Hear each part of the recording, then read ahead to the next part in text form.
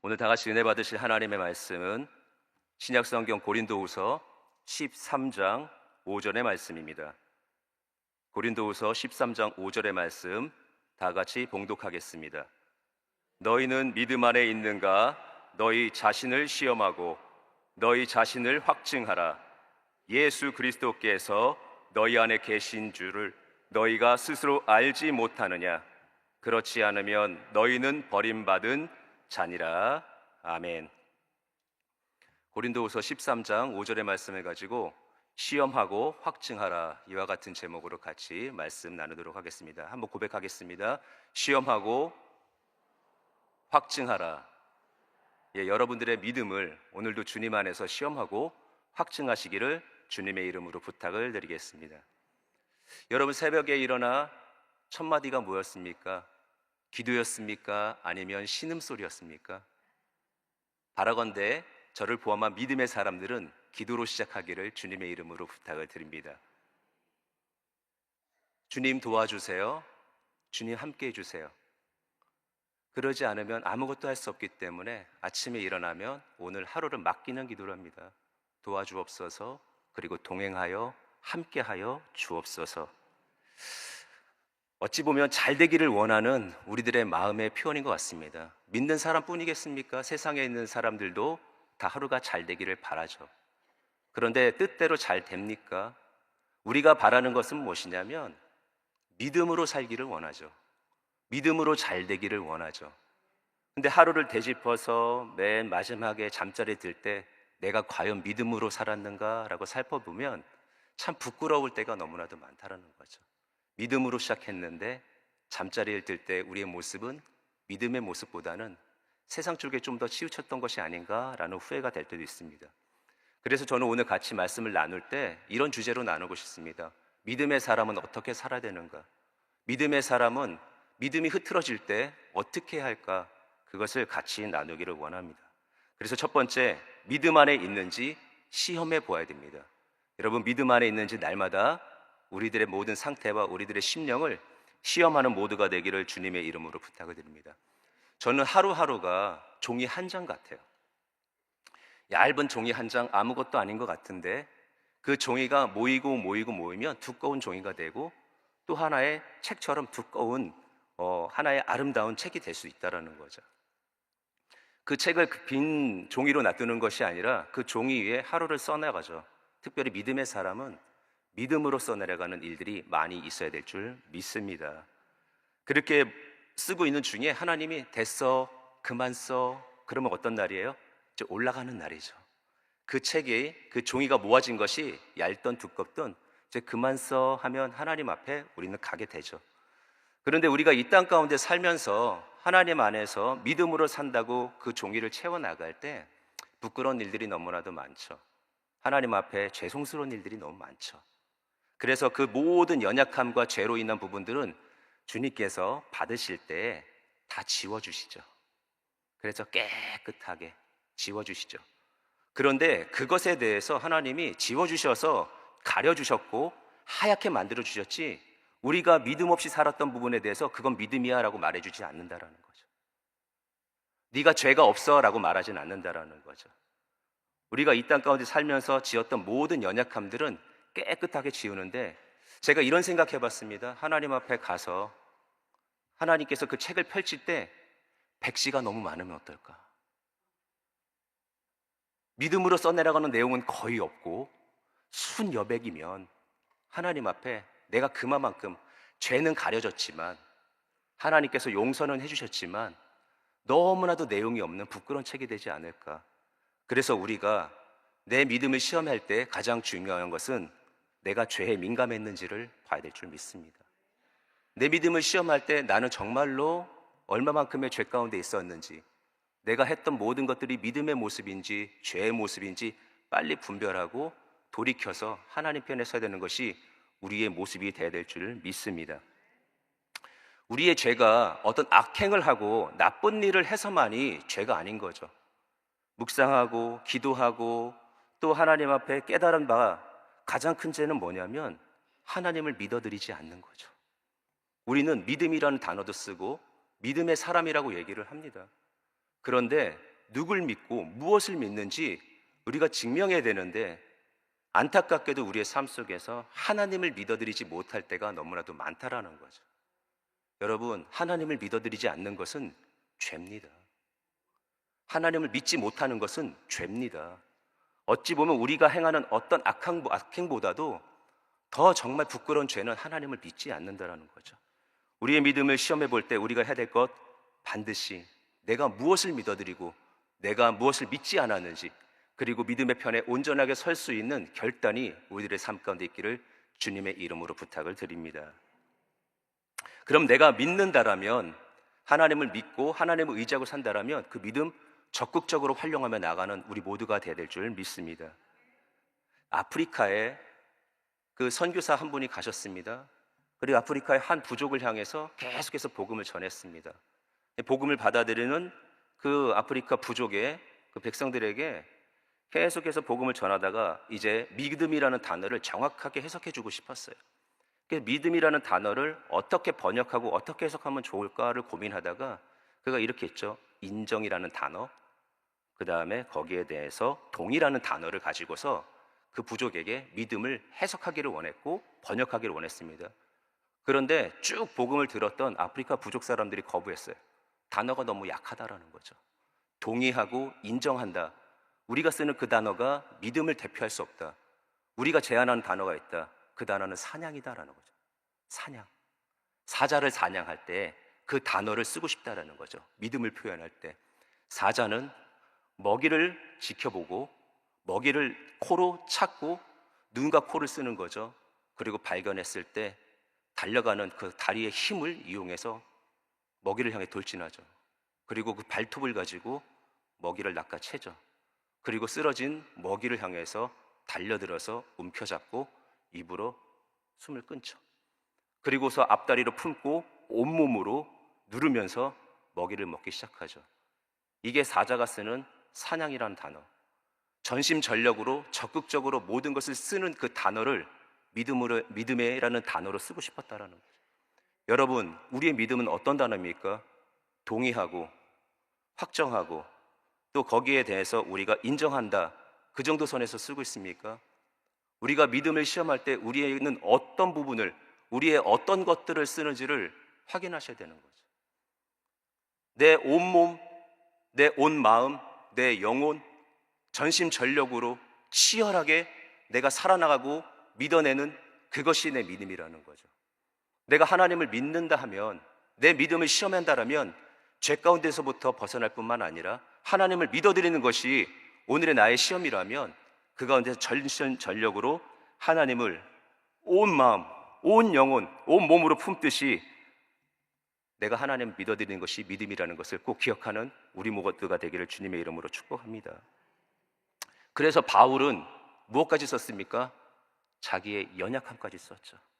나의 가시같이 아파서 그 아픔이 떨어져 나가지 않아서 나를 계속해서 누르는 고통임에도 불구하고 그 가시를, 그 고통을, 그 연약함을 하나님의 강함의 도구로 씁니다.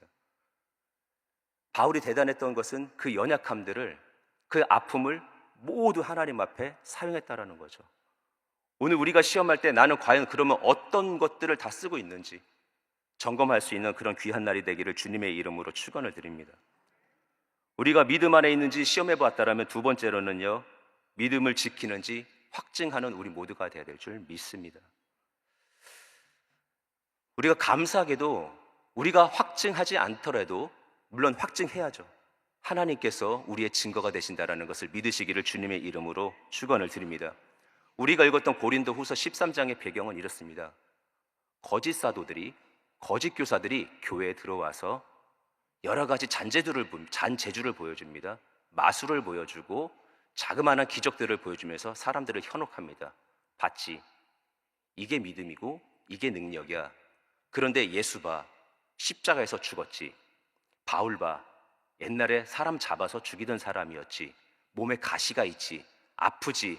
저런 연약함, 그거 가지고는 아무것도 할 수 없어라고 말했을 때 교인들이 충동합니다.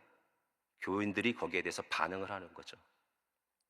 그랬을 때 바울한테 사람들이 다가가서 너 믿음을 보여달라고, 네가 가지고 있는 능력을 드러내라 달라고 했을 때 바울이 그들 앞에서 보여준 것은 무엇이냐면, 보아라, 십자가의 예수가 연약한 것처럼 보였지만 하나님의 능력으로 부활해서 오늘 살아계시다.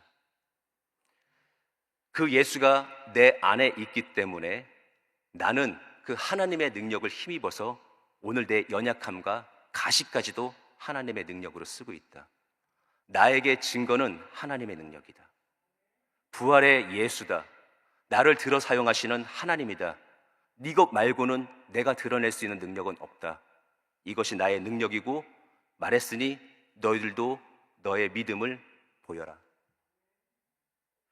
제가 알고 있는 개척교회 한 목사님이 오늘 만나서 얘기를 하는데, 아직까지 시작의 단계에도 들어가지 못해서 사모님하고 단둘이 예배를 드립니다. 둘이서 예배를 드릴 때 제일 경계하는 게 뭐냐면 부부싸움이에요. 단둘이 예배를 드리니까 부부싸움을 하고 나면 사모님이 삐져서 교회 안 나오셔요. 그러면 예배를 어떻게 해야 돼요? 혼자 드려야 되는 거죠. 근데 다행히도 사모님이 부부싸움을 해도 교회는 나오신대요. 단둘이 예배를 드리는데 그 드려지는 예배 속에서 항상 그 싸움도 경계하지만 싸운 이후에 관계를 풀기 위해서 부단하게 예를 쓰는데, 어떨 때는 마음이 탐탁치 않다라는 거죠. 분명히 잘못은 사모가 했는데 내가 용서를 구하고 내가 사과를 하고 내가 다 풀어주고 예배를 드려야 되는데, 그가 제일 걱정하는 건 뭐냐면 그렇게 풀고 들어갔을 때 속마음이 풀어지지 않은 것을 서로 안다라는 거죠. 겉으로는 푼 것 같은데 속으로 풀어지지 않았고 속에서는 아직도 화가 차 있다라는 것을 아는데, 그분이 이런 얘기를 한 거죠. 내가 하나님 앞에 예배 드릴 때도 그랬다는 거죠.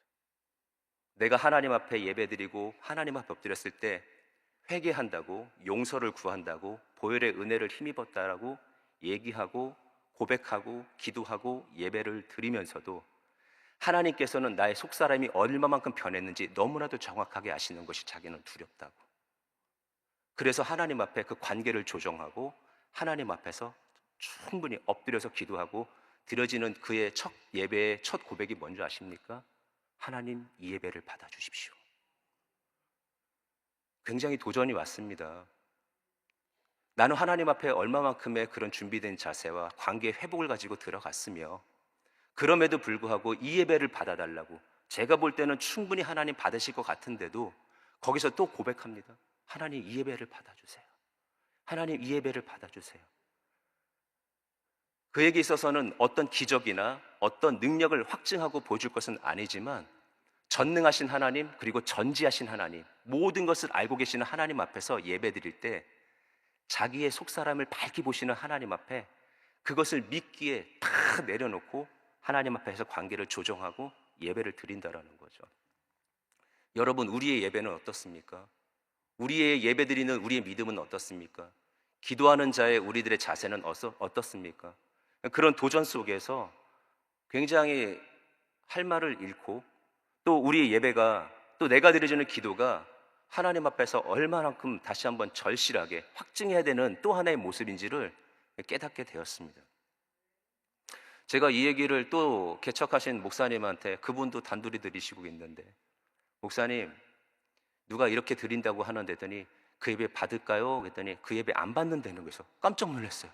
아니, 그렇게까지 관계를 조정하고서 예배를 드리는데 하나님이 왜 안 받으시나요? 했더니 그가 하는, 그 또 다른 목사님이 하시는 얘기가, 두세 사람이 내 이름으로 모인 곳에 나도 그들 중에 있느니라 하는데, 부부는 일심동체라 한 명이기 때문에 한 명이 드리는 예배 하나님 안 받는다는 거예요.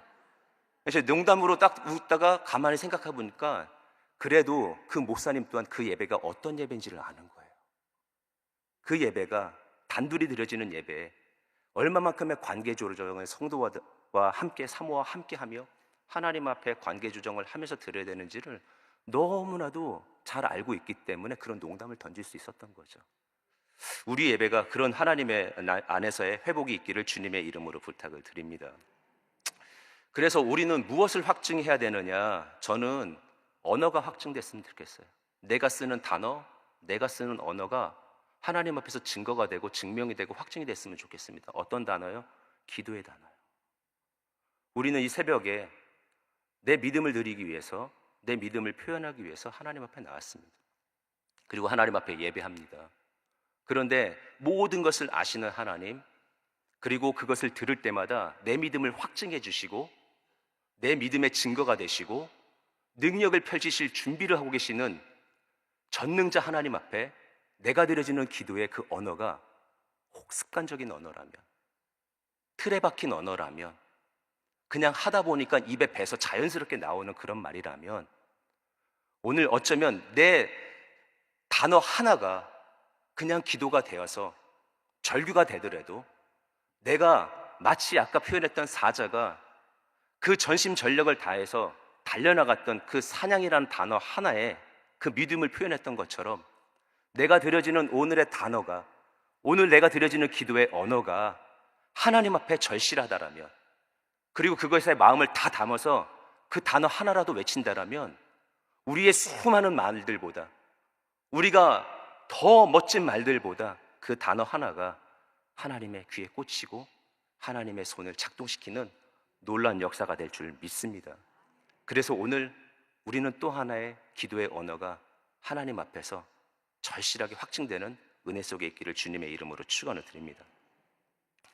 우리가 하루를 보내면서 내가 하루 안에서 내 믿음을 시험하고 확증할 때 꼭 해야 될 것 하나는 뭐냐면 잘 보내셔야 돼요.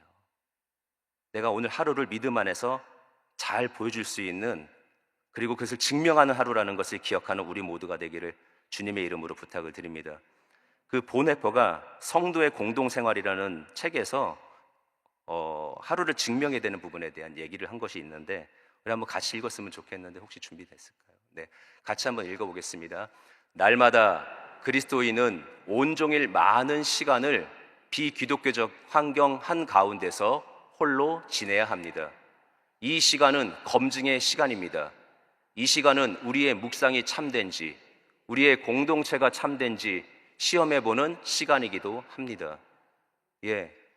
우리의 시작하는 이 하루가, 이 한 시간, 기도까지 포함해서 드려지는 이 한 시간이 어찌 보면 이 하루 중에 짧을 수 있습니다. 그러나 이 한 시간이 드려지는 우리의 새벽은 어마어마한 하나님의 능력으로 무장한 귀한 능력의 시간이라는 것은 우리는 알고 있습니다. 그래서 이 시간에 드려졌던 기도와 또 우리의 간절함을 가지고 나아가서 우리가 하루를 증명해낼 때 그 증명 속에서 하나님께서 우리의 확증, 또 우리의 능력, 우리의 권세가 되주셔서 모든 은혜를 아름답게 이끌어 주실 줄 믿습니다. 여러분, 고린도후서 13장에서는 오늘 읽었던 우리의 본문 속에서 네가 믿음 안에 있는지 너 자신에 대해서 시험해보고 너 자신에 대해서 확증하라. 그러면서 하는 얘기가 뭐냐면 너희 안에 예수 그리스도가 계신 것을 알지 못하느냐, 이렇게 얘기를 합니다. 여러분, 이것은 내가 아느냐 모르냐의 문제가 아니라 주님께서 우리 안에 있다라는 그 사실이 중요하다는 것을 깨닫는 우리 모두가 되기를 주님의 이름으로 축원을 드립니다. 주님이 우리 안에 계십니다. 그리고 그것을 증명해내야 됩니다. 그리고 그것을 확증해야 됩니다. 그러지 않으면 뭐라고 말했냐면 버려진 자라고 말합니다. 시험에 탈락한 자, 버려진 자라고 표현하고 있는데, 그러면 오늘도 믿음으로 하루를 살기를 원하는 우리가 주님 안에서 내 믿음을 시험하고 내가 확증하고, 그래서 하나님 안에서 부끄럽지 않는 모습으로 살기를 소망하고 계속해서 확증된 하나님의 은혜를 가지고 주님을 드러낸다라면 우리는 성경에서 말하는, 오늘 본문에서 말하는 옳은 자, 그리고 시험을 통과한 자로 하나님께서 여겨주실 줄 믿습니다. 능력의 하나님을 믿고 집중하는 여러분 되시기를 주님의 이름으로 축원합니다. 우리가 예수 그리스도 안에 있음을 기억하고 나아가는 모두가 되기를 주님의 이름으로 축원합니다.